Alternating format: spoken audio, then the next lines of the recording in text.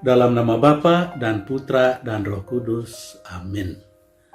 Bapak, Ibu, Saudara-saudari sekalian, salam jumpa kembali dalam Renungan Inspiratif Minggu Biasa ketiga berdasarkan Injil Lukas bab 4 ayat 1-4, ayat 14-21. Tugas perutusan Yesus. Saudara-saudari terkasih, ketika seorang pejabat publik dilantik dan menyampaikan pidato pelantikannya, maka biasanya mata semua orang tertuju kepadanya.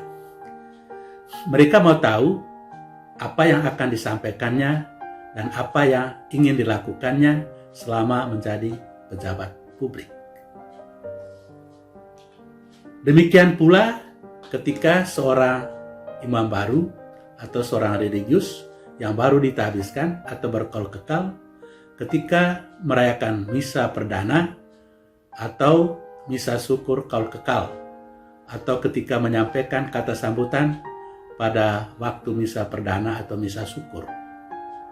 Umat biasanya memperhatikan bagaimana mereka memaknai moto yang biasanya terpampang di baliho di belakang altar.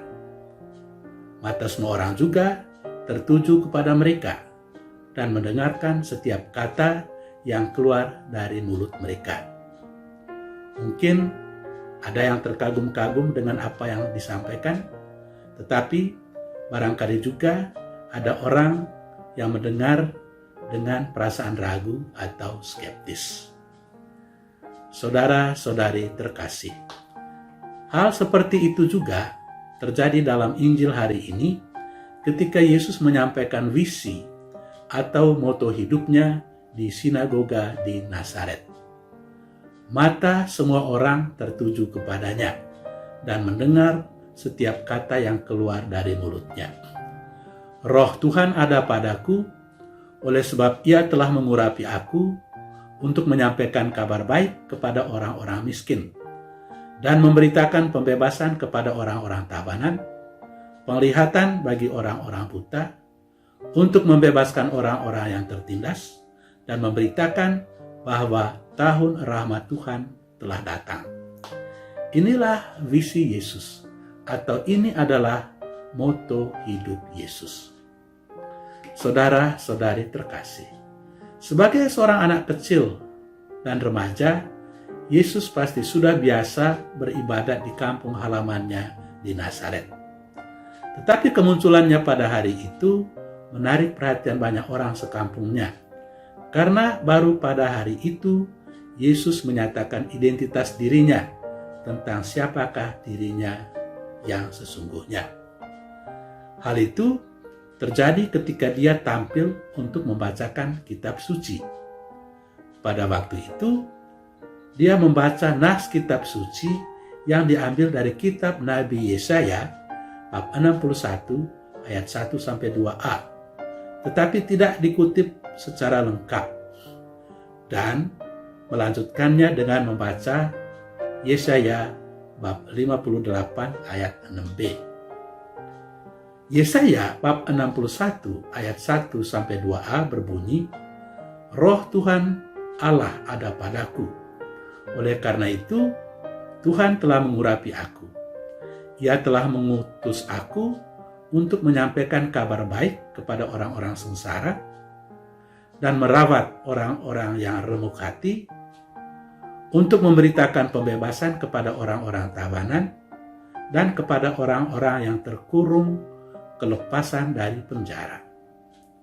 Sedangkan Yesaya bab 58 ayat 6b berbunyi, supaya engkau memerdekakan orang yang teraniaya dan mematahkan setiap kuk. Hal itu berarti Yesus tidak membaca teks kitab suci yang diambil dari Yesaya itu secara berurutan, melainkan bolak-balik karena dia tentu ingin menyampaikan pesan khusus. Nah, apakah pesan khusus yang mau disampaikan oleh Yesus? Pesan khusus yang mau disampaikan oleh Yesus dengan mengambil inspirasi dari kedua teks tersebut yang diambil dari kitab Nabi Yesaya tadi adalah tentang perutusan seorang nabi. Di dalam dua teks tersebut, Nabi Yesaya mengatakan bahwa Roh Tuhan ada padanya.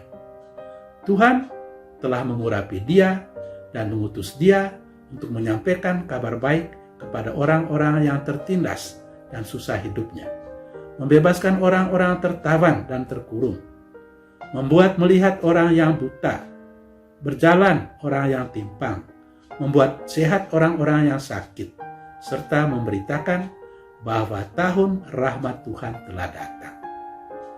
Tahun rahmat Tuhan berarti tahun Yobel, di mana orang mengalami pembebasan secara paripurna.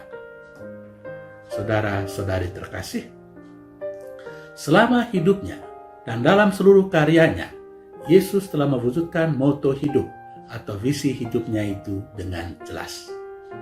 Dia adalah seorang guru dan tabib ilahi yang mengajar sambil berbuat baik.